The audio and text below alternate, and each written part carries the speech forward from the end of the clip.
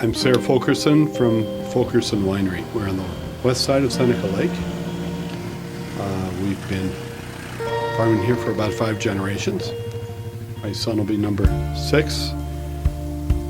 There's a lot of history of grape growing in this area.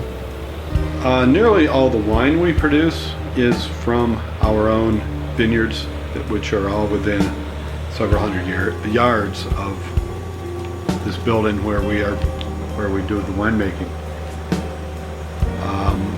We do bring some other fruit in, but only from the Finger Lakes, some from Keuka Lake, some from Cayuga Lake, as well as Seneca Lake. But it all comes from really within about a 40-mile radius. In a couple instances, harvest can begin right around Labor Day, right around the 1st of September or so, sometimes late in August, and we'll finish with Cabernet Sauvignon and Riesling and some of the later varieties as late as the first week of November. Well, harvest season is always different every year. Being in a cool climate, we somehow always say, wow, this was a really strange harvest season.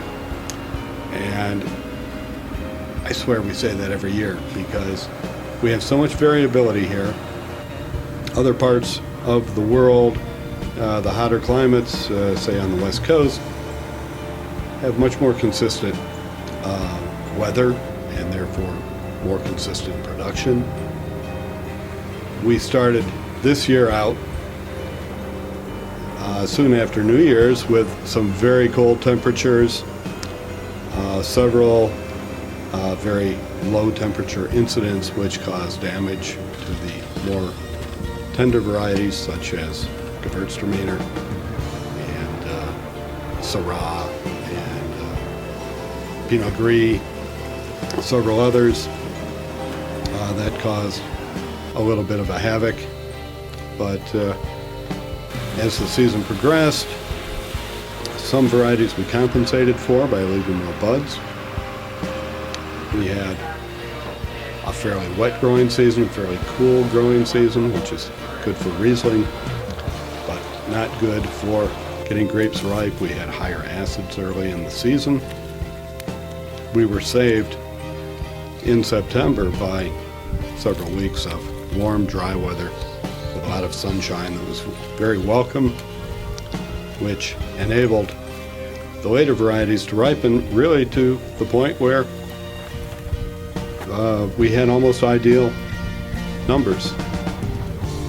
And I'm very encouraged by the Riesling in particular. The reds as well ripened quite well. Years ago we thought we could not produce good reds here, but we produce reds that are very comparable to French reds. Well, really what it boils down to, like with cooking, it's a matter of putting it in your mouth and tasting it. And we do spend a fair amount of time out there in the vineyard doing that.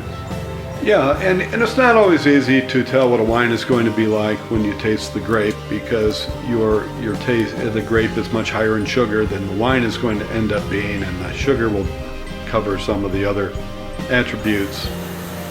And of course there are changes that take place during fermentation. But looking at the fruit is the best way we have to determine when it's ripe and when it is ready to be brought in. And we can also look at the inside of the berry, look at the color of the seeds, and smell the fruit, and we'll notice a big change in aromatics from day to day as well. I think people need to get out and visit the Finger Lakes now.